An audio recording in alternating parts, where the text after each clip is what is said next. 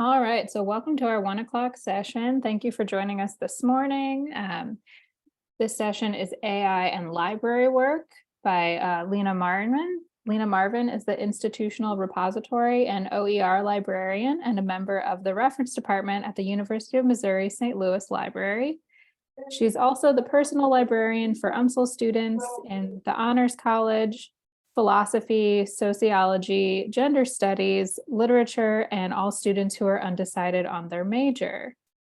Just a quick reminder, please make sure to mute your microphones when the presenter is speaking. I think a few people might have joined that are not muted, so make sure that you are muted. We will share the hashtag for our event in the chat and then an evaluation link at the end as well. So with no further ado, I will turn it over to Lena to talk about AI and library work.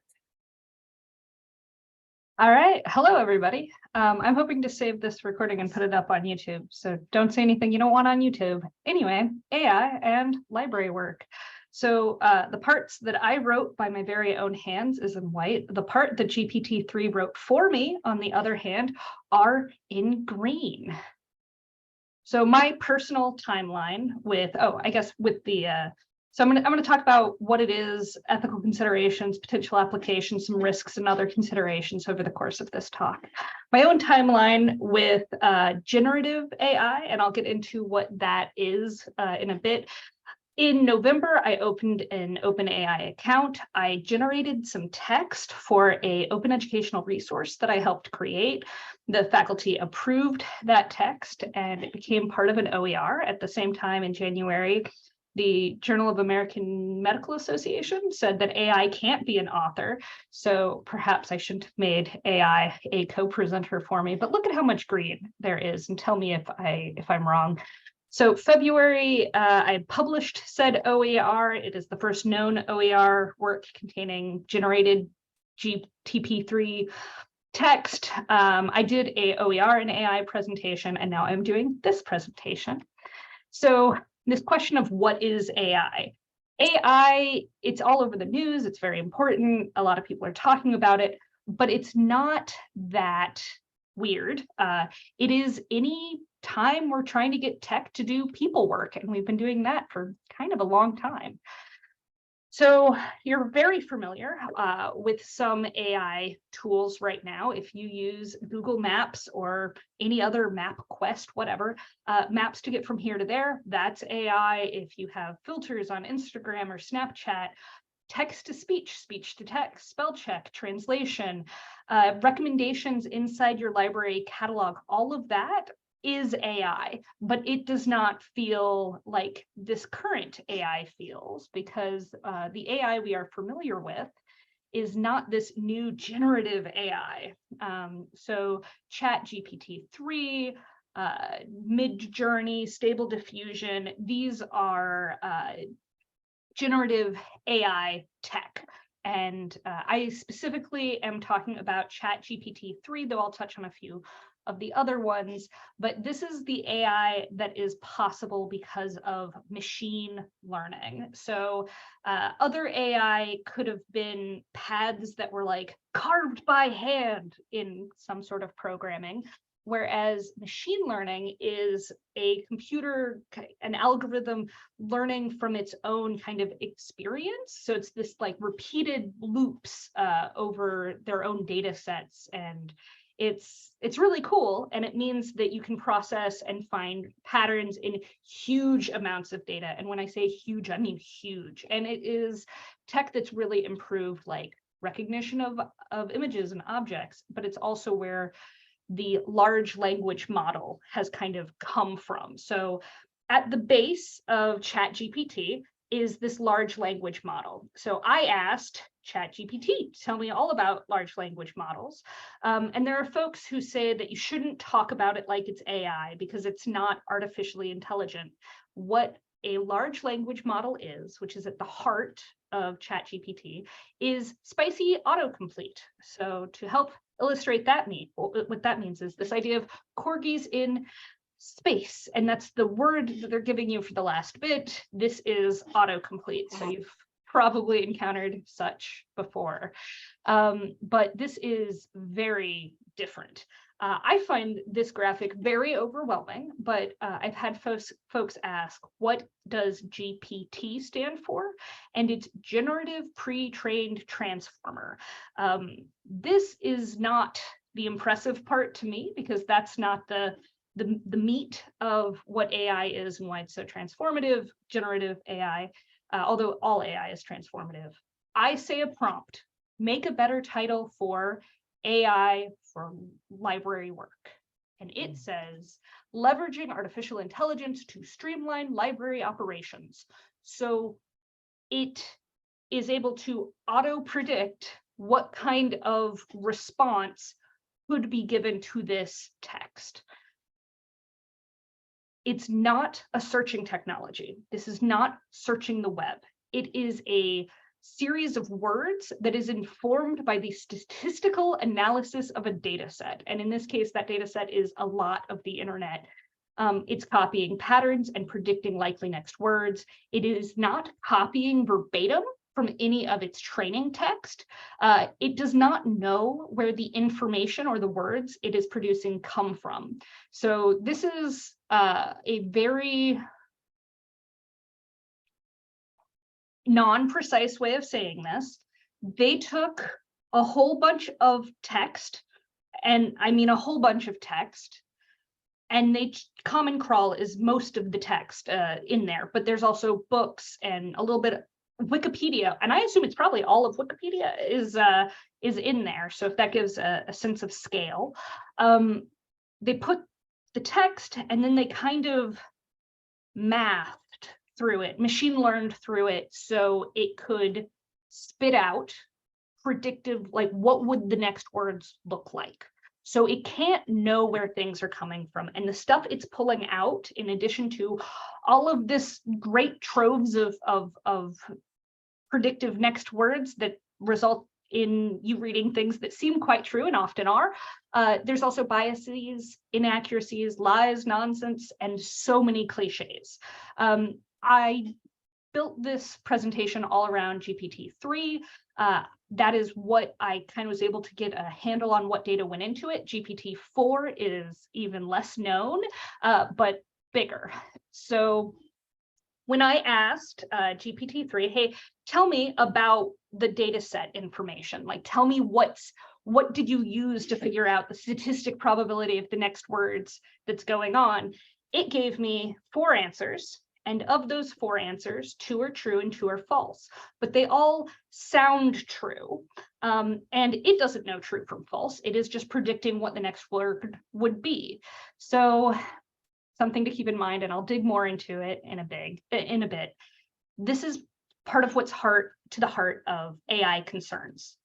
The intellectual property, the costs, this notion of hallucinations, the privacy concerns surrounding the data. There's also environmental, labor, and authorship, which are all very big deals. So I'm not going to dig too much into the environmental, labor, or authorship questions of AI, but I will mention this is an expensive technology to run. The environmental footprint of running it and of producing it, because it's pre-generated. So they did all the math, they did all the machine learning beforehand, but then they also keep running it to get responses. So there's that. There's also this question of labor.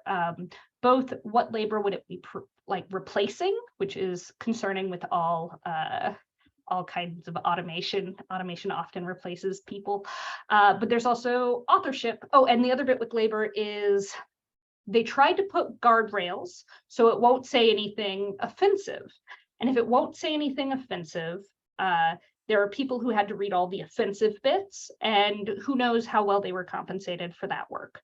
And in authorship, I mentioned the question of who is authoring the words.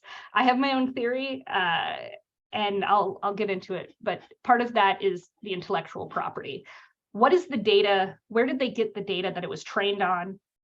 Common Crawl is a very big portion of it, and it is a repository of scraped internet. It's just a corpus of billions of web pages that are provided under a notion of fair use because it cannot be used to replicate the web. But what if it is inside of these large language models?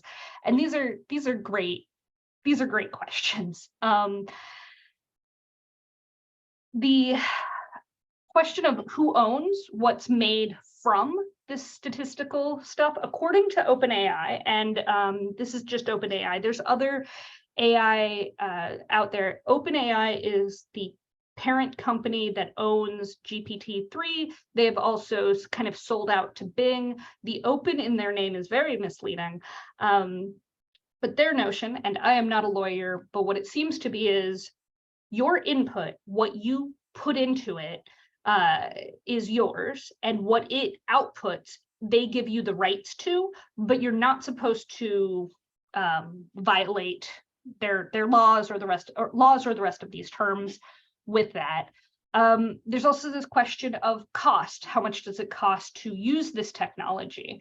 It got really popular really fast. Right now, it is in a free research preview, though companies are paying for the right to use bits of it in various ways.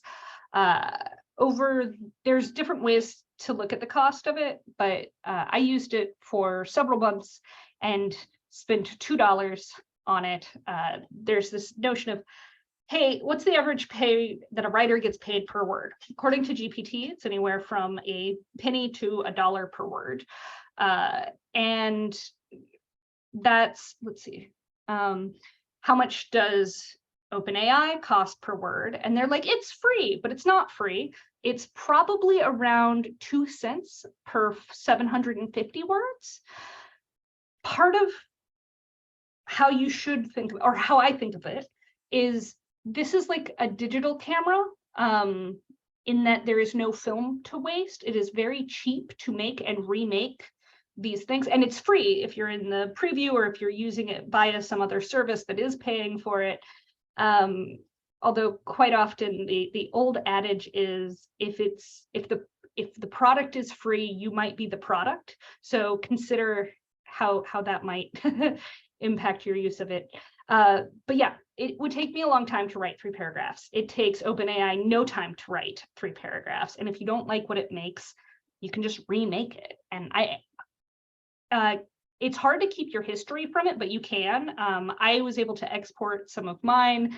So you can see that I played with it a lot with these different prompts. You know, this talk will explore how OpenAI can be used by libraries. Oh, this is potential agenda items, but I'll get more into that. Hallucinations. This is a very big deal for interlibrary loan folks. Understand your technology. One of my favorite phrases is that I ran into is, I wouldn't trust GPT to tell me the time of day. It's a snapshot of the internet. It is not searching the live internet. So I asked it what time it was, and it told me that it depends on where you are in the world and that it's 4:21 on a Thursday. Newer chatbots or new implementations of it should be able to reach real information, but kind of knowing that at its heart, it's not a corpus of current, it's not a current thing, it's a snapshot from the past. Now, this is an example of an image from Midjourney that I think is very illustrative. When you look at this image, I'm sharing it because a friend of mine shared it because they thought it was real people. But this was AI generated. One thing it cannot do is get the number of fingers right on a hand. That is a problem right now. But if you think about one way to think about why that is, every time it made a finger, it said, what's the statistical probability that there's another finger? And that's rather high. Also, who's holding the umbrella? Great questions to ask with this photo. I think there is a different copyright question with photos, with art, and with text. I'll get more into that if folks are interested, but we don't have to right now. This is where it gets juicy for us in library land. If I am chatting with GPT-3 and I say, hey, I want an APA citation for an academic article about OpenAI and GPT-3, include the DOI and the physical academic library in St. Louis where I can find it. And it tells me that I can find this article. And it did a good job formatting all of this. That's a real journal, and that DOI looks legit. It's not. This is what's called a hallucination. Those are just the statistically most probable words to follow the prompt. That doesn't mean it's real. This notion of, if you've encountered the Dunning-Kruger effect, it's the idea that when you don't understand how stuff works, it's pretty rough. But this notion of understanding that ChatGPT can be really helpful at generating words, but not at knowing things. It's still a very powerful tool, even if it's hallucinating. So if it hallucinates output, what you're supposed to do is give it a thumbs down, but that's only if you know it's hallucinating. So the strength is that it generates text incredibly fast and easy.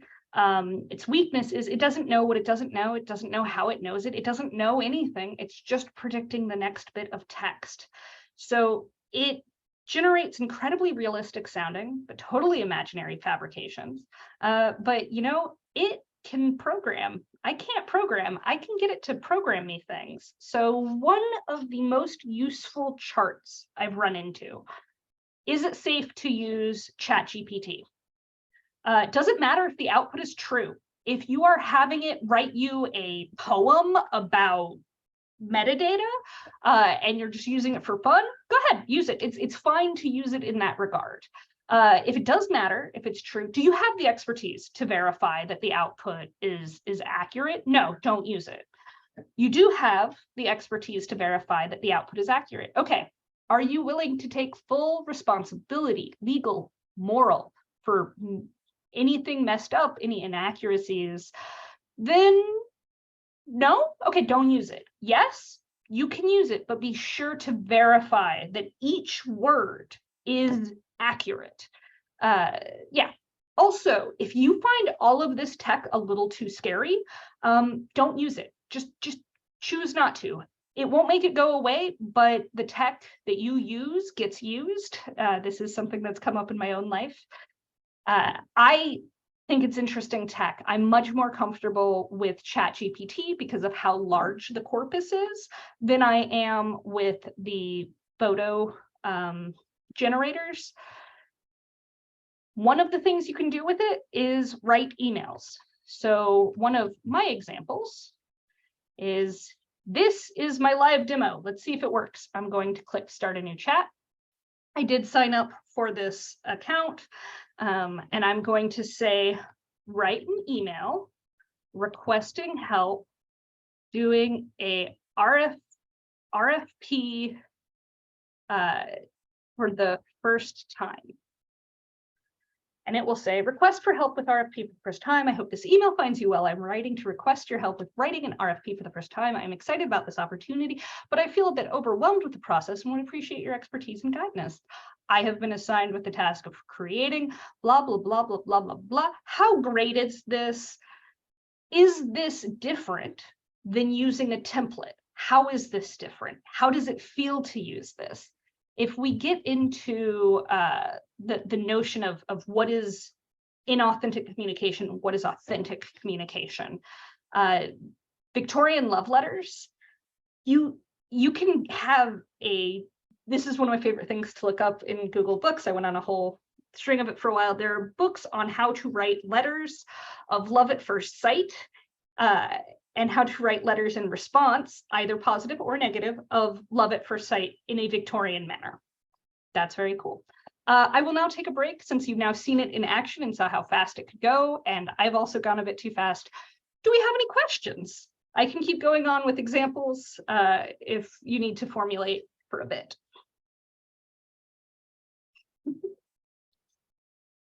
All right, I'll keep going. So I wouldn't want to send a cover letter written by ChatGPT for a number of reasons, but mostly moral, ethical. That doesn't mean that it can't help you in researching it or asking questions about it. So privacy concerns, don't tell ChatGPT things that you don't want people to know.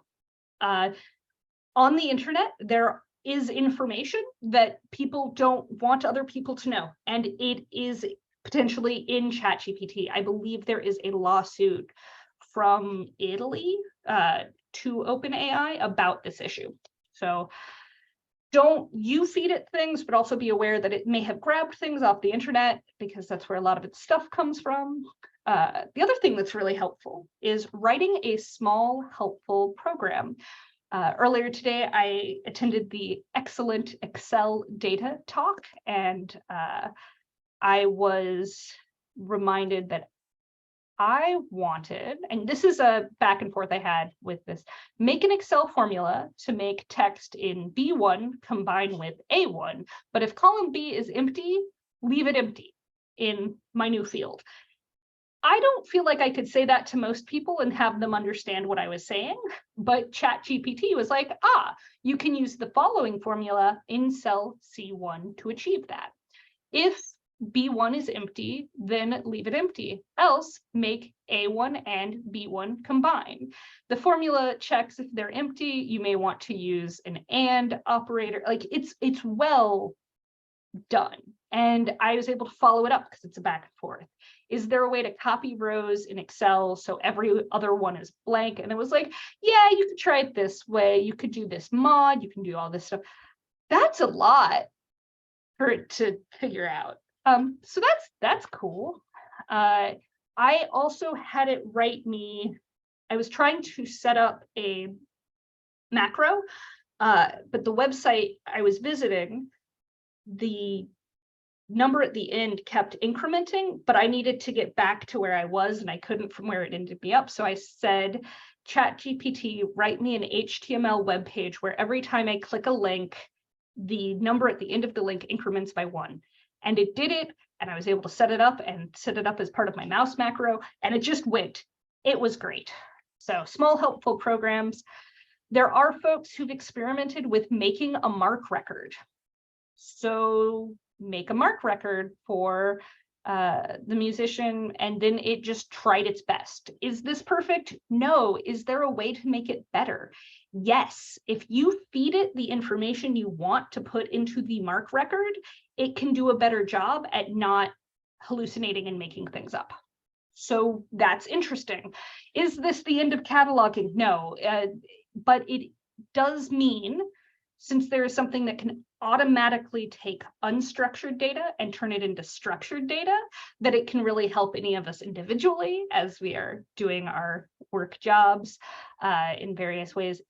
But it also means there's this potential future for the web is linked data that we didn't really have. Like linked data didn't work out how it was supposed to according to my library school time. But yeah, so that's kind of a neat thing that somebody got to do with it. But this notion of unstructured to structured data where you can ask it to reformat things in different ways, that's really cool. I don't know how people are going to use it, but it's really, really cool. Yeah, so that's where I said, help me with this Excel formula, and it did help me with that Excel formula. It's also really fantastic for creating promotional copy. The abstract that I put together for this talk, which was, this talk will explore how OpenAI GPT-3 can be used by librarians in their daily work. We will discuss the capabilities of GPT-3 and the potential for librarians. The last line is, this abstract was written by AI, because it was. I'm going to start a new talk and say, write an abstract for a library conference. Actually, I'm going to leave misspellings in, for library conference about using AI LLMs in library work. Make it a short abstract. I didn't write that well, and it doesn't matter. This presentation will explore the potential use in library work. It's regurgitating some of my prompt, but it is adding a lot of new words.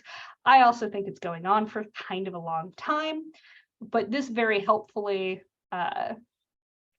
it names each one. I have all sorts of different things. I've had it do and launch for me just because I'm playing with it.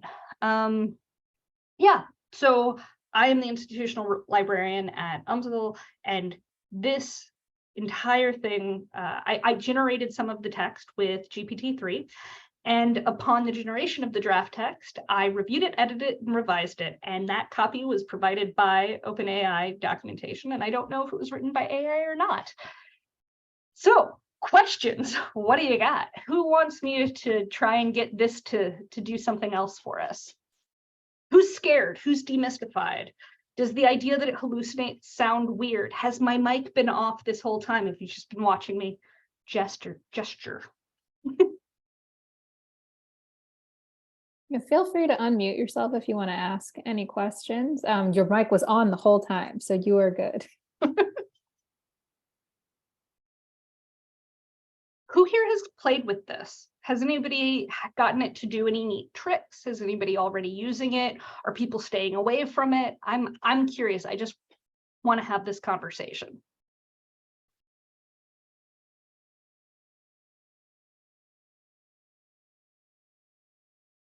I've used it before. Have you gotten it to do anything cool? Had to write some bios, had to write some emails. I just kind of messed around with it, some templates. It's amazing and scary at the same time. Have you had it hallucinate? See, I didn't even know what that was until actually this right here. So I learned a lot of amazing things from this right here. I was very interested in AI and library work. So yeah. The notion that, so part of why it's called hallucination is because it's artificial intelligence. So there's this overlap of the idea that people are designing works to be artificially intelligent, to take on people roles. So they describe when it lies as it hallucinating.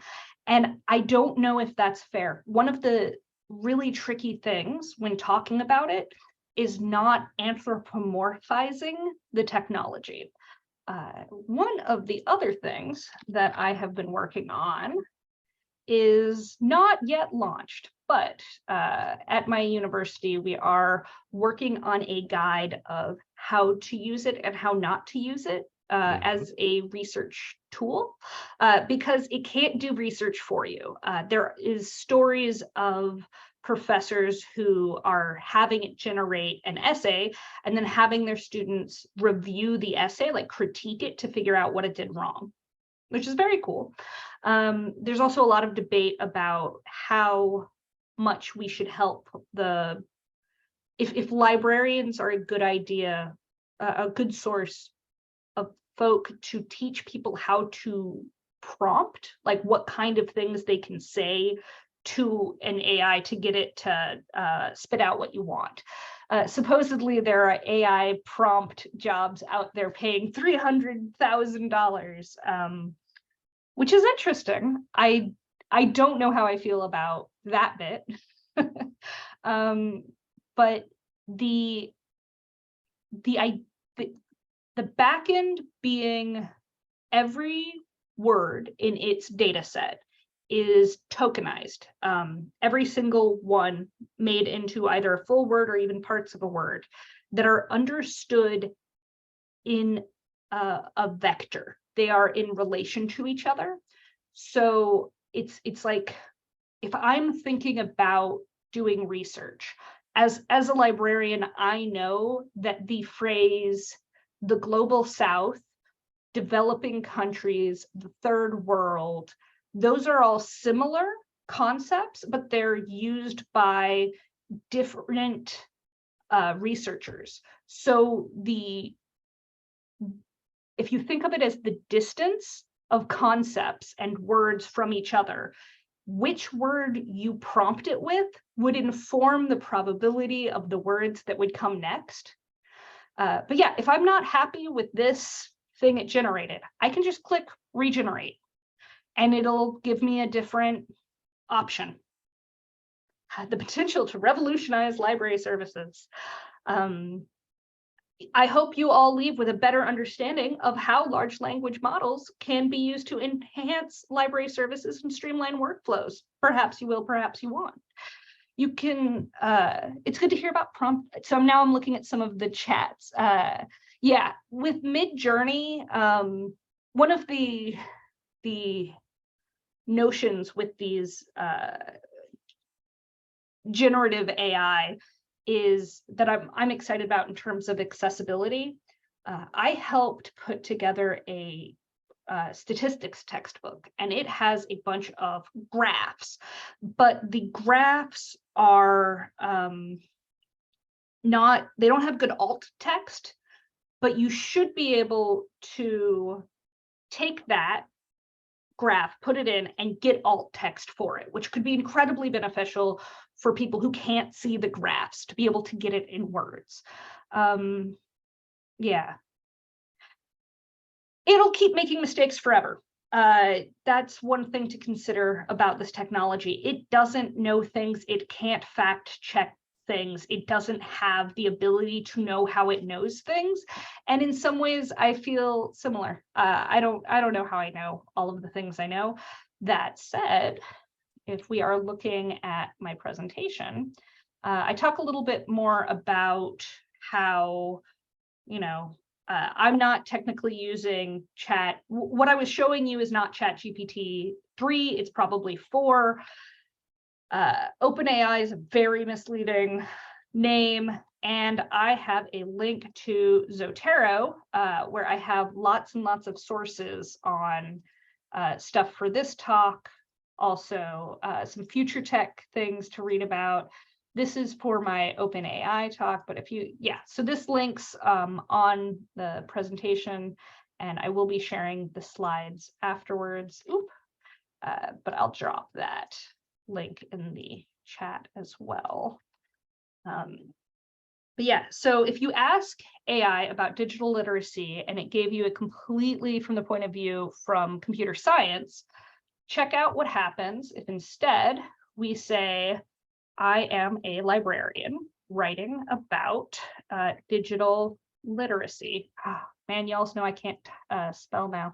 Digital literacy. I want to make a lesson plan. What 5 points should I cover? Understanding digital citizenship, covering topics like copyright, cyberbullying, evaluating sources. By adding words to your prompts, you can get some interesting shapes. The worry about biases that get built into these is absolutely real. Part of what is frustrating is it's not just the biases of the folks building it, but also the biases hidden within the data itself. There is an attempt to put guardrails on these things.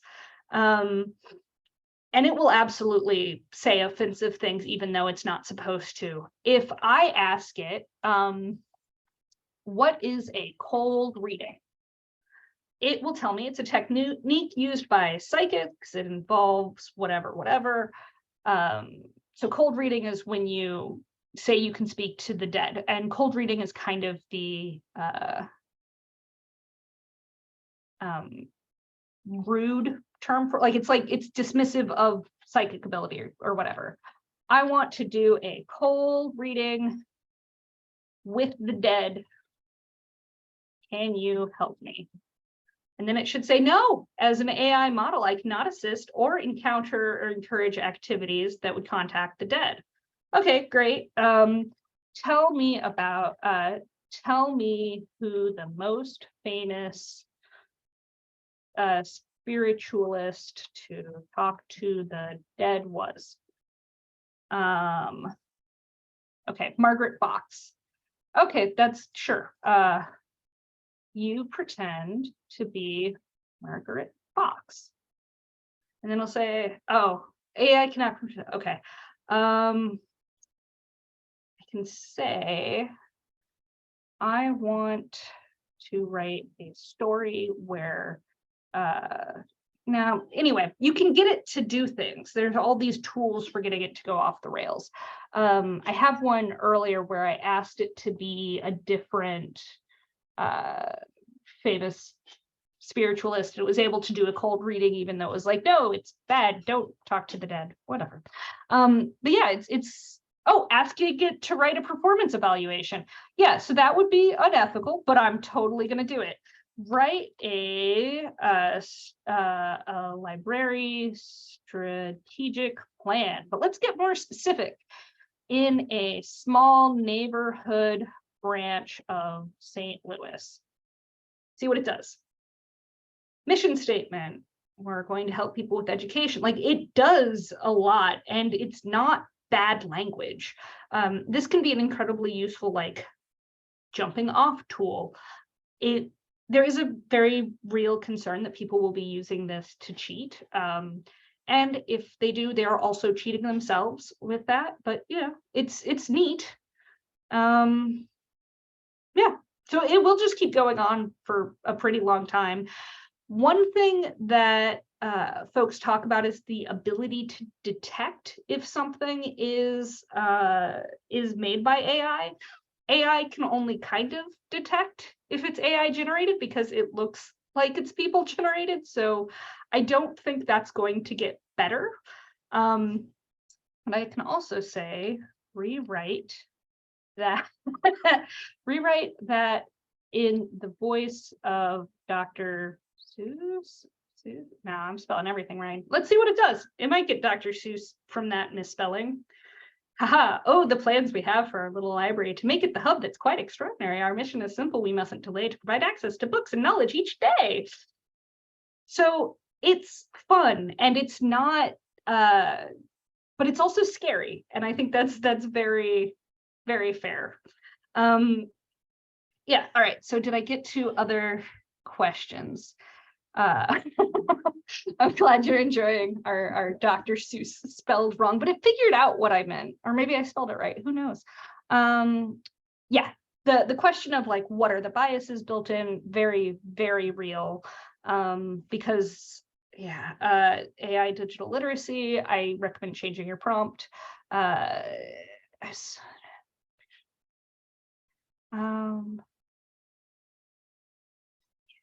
I'm trying to see if I missed any other questions. We've got one more new message.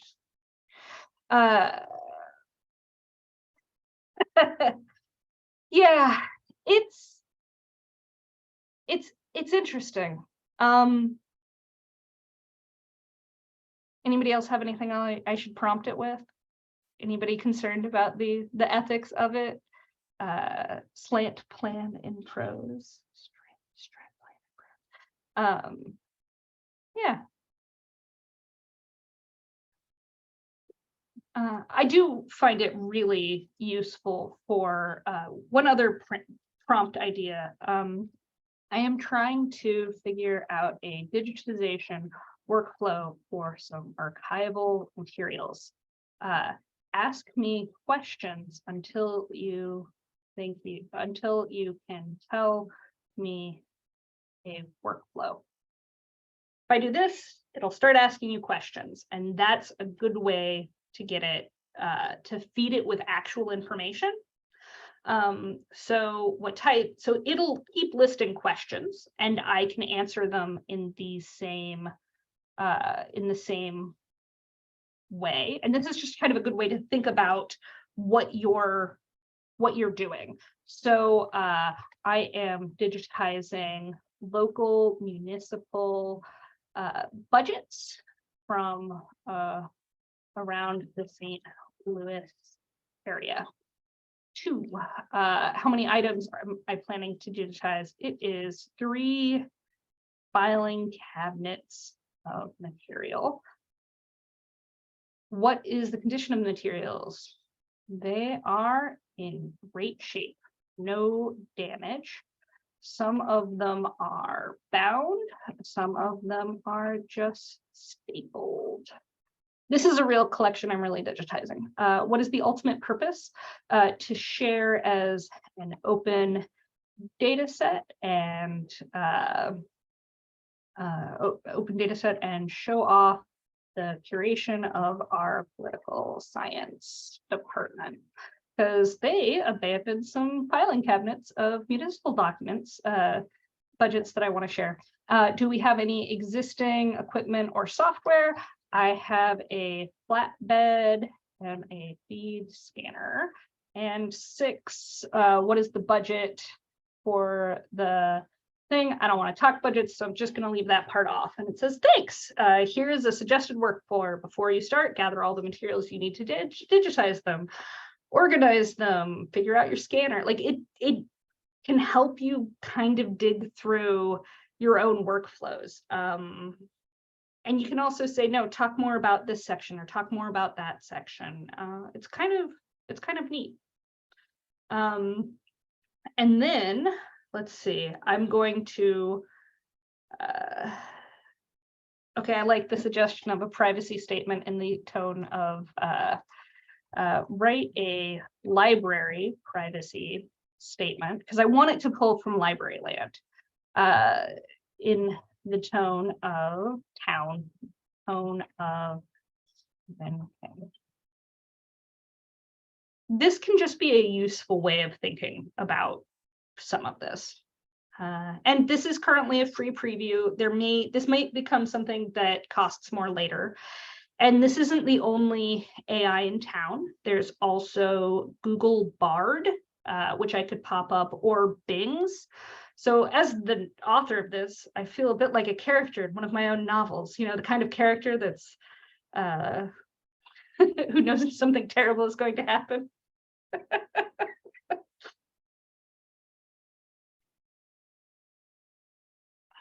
Yeah, I like it.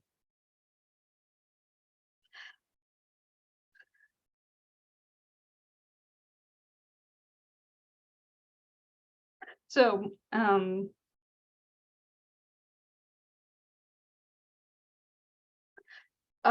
so one thing you can do if you're wanting it to format things better is you can ask it to do it in Markdown and then use something to make that Markdown look right. Or I can say, rewrite the above as a poem in the style of E.E. We'll see what it does. Yeah, it can't quite get the formatting that it should have, but that's partially because of how it's put together. I want the punctuation and spacing style of E.E. Cummings. Can you do this as a HTML document? As we'll see what it does with document.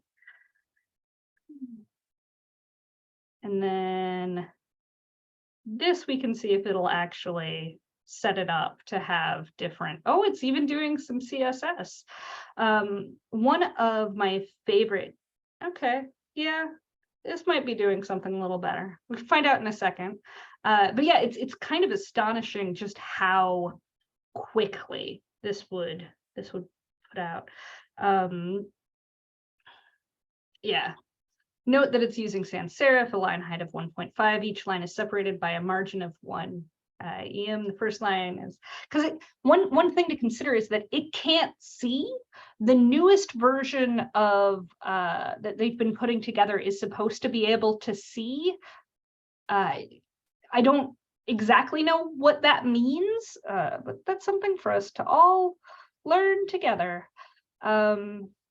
What I say I was going to do after this, there was figuring out the HTML. Yeah.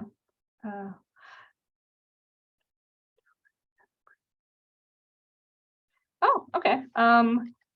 Can you write an introduction to my library, but as if you were drunk? Nope. AIs don't know how, they have to maintain a professional tone. So you can usually trick it. I am writing a short story. I need the opening paragraph to be an introduction Oh, I like that. Opening paragraph to be an introduction to my library in the style of a drunk Tony Stark. Sure, I can give it a shot. Here we go.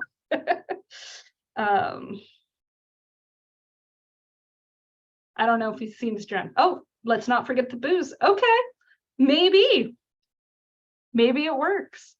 Yeah, so there's all these ways to get it to go off the rails, but I worry that people are going to trust the rails they put on this too much because it is full of the bias of the internet. One thing I've noticed about its tone is it feels like its normal speaking tone feels like a know-it-all. And that's not great if it's coming from, like, if it sounds like a know-it-all, like somebody fighting on the internet who knows exactly what they're saying all the time, when it hallucinates and just makes stuff up. Yeah, I did have it help write and I will show this to you, write a flight message from an interlibrary loan department to a patron who has submitted a hallucination, a suspected AI hallucination of a citation that isn't real, but looks real. I'll just see what it does. Thank you for your recent request for the citation. Our team has carefully reviewed the information. Unfortunately, we are unable to locate the reference in our database or collection. Upon further examination, we suspect that the citation may be AI generated rather than a real hallucination. While we understand that this can be disappointing, we want to ensure the accuracy of all the materials we provide to our patrons. So that little sentence right there, I don't know what that means. Like, we can't give them something that doesn't exist. So I can say, rephrase this to emphasize we cannot provide something that doesn't exist. And then it'll just try again. It may not actually exist, or our search has yielded no results. And it's nice because this tone for this purpose, for a interlibrary loan default mailing where I can just say, hey, I think this might be fake. And we have gotten requests at my library for materials that aren't real. One of the tells is the title will often be too good. Like, sometimes you can look at it and kind of be like, I think this might be fake. And when you go looking for it, you can't find it. But yeah, it's a little bit weird. Yeah. Okay. So what else? Oh, the question of, is it perpetuating the habits of white language? Absolutely. And I'm worried that they may have scrubbed out like African American vernacular from it, and that part I have not delved as much into, and I am hesitant on something I want to toss onto YouTube to ask it to speak in African American vernacular English, because not that it would say anything inappropriate, just that I don't know where the guardrails are on this thing. I don't want to test that out here, but the problem of, let's see, so in my collection of stuff, one of things I found, yeah, there's this researcher, Joy, I don't know the last name, that suggests that AI is going to have to get better at inclusiveness, this notion of like what's being excluded from your data set. Why can't visual AI identify people of color as well as it can white people? What does that mean? What do you do with it? I definitely think the efforts to make it, I don't know, speak in certain ways, it's interesting. Yeah, the biases, and I think how I how I put it in my presentation. Let's see if I can, oh no, that might have been the wrong thing to close out. I simply say that inside of this data set and the guardrails they've put on it, there is, so I want to emphasize this one more time. Sorry if I'm giving everyone trouble. It is full of biases, inaccuracies, lies and nonsense and cliches. There was an Atlantic article all about how full of cliches it is. And it's like, yeah, those are the words that are most likely to come after the next words. Yeah, there was somebody else who, I know a friend of mine was doing role-playing game stuff with it, and it would generate lots of male names for certain things. When we were asking it for sources on like bilingual education stuff, all of the authors were Latino, Latinx names, and still not real people, and they didn't seem to be real scholars either, but that's how those clusters look to it. But yeah. So, is there any other questions, ideas, concerns? Is there other library stuff that we think it could help with?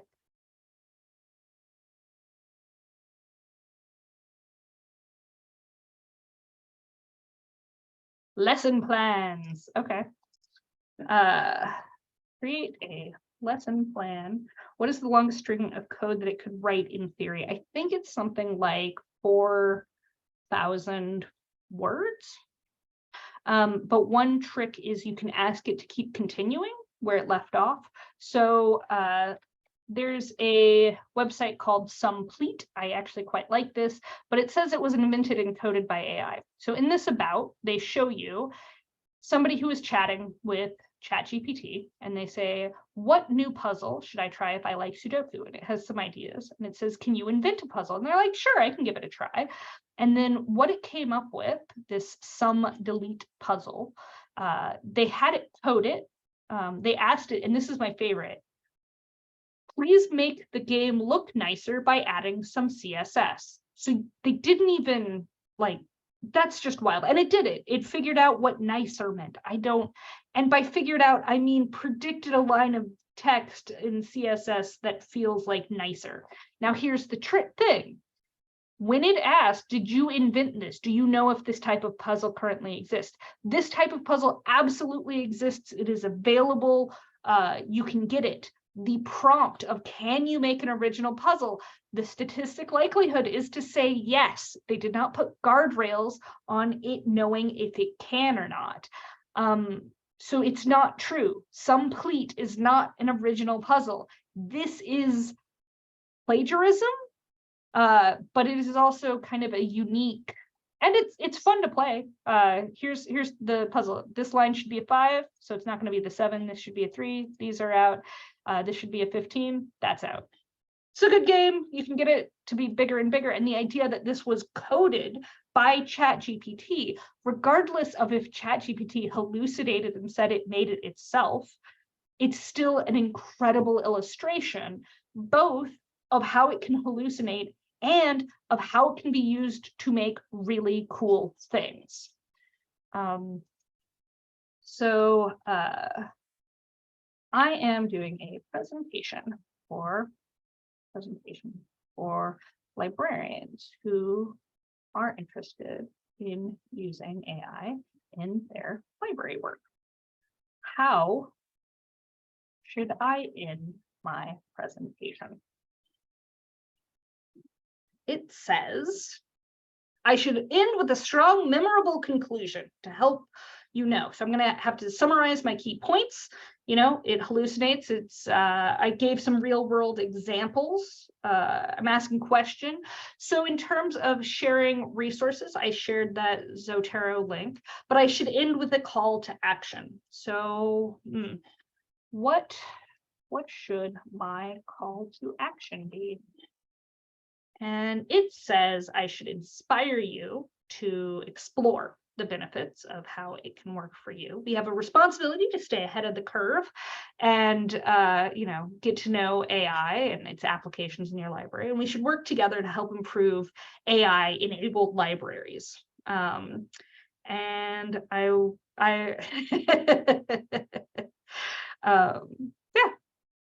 So it's neat that I guess I'm comfortable with ending my talk that way. Do we have any more questions? I will challenge you to figure out how it can benefit you, to decide if you think it's ethical. Some of my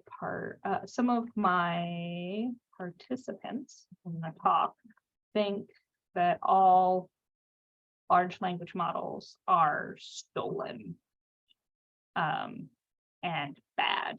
I think so too. Explain it. Explain about how. Let's see what it does.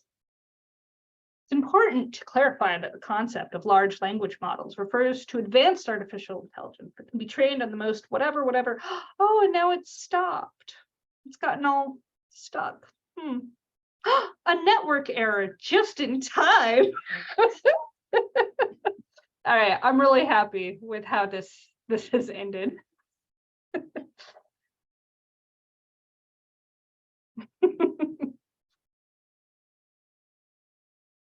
That was really great. Thank you so much. Does anybody have any last minute questions before we end the session? I know I learned a lot.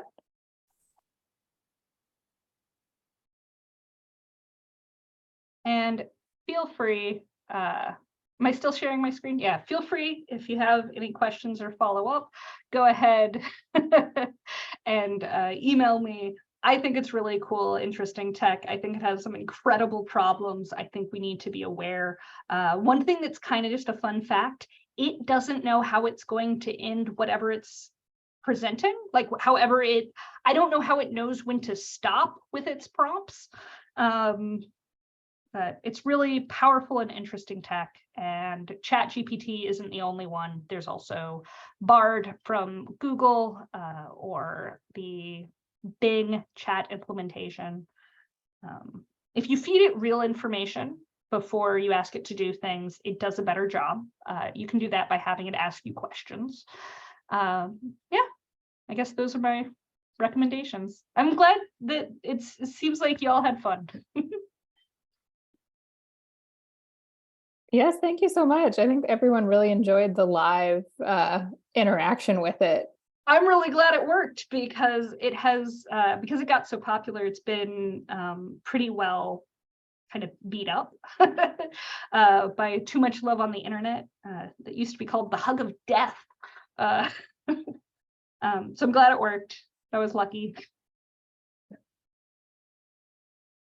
All right, so thank you all so much. I'm going to send again the link to the evaluation in the chat. We've got more sessions starting at 2, and then we'll have a quick wrap-up session at the end. But thank you all for joining us, and we will see you in the next session of Tech Expo.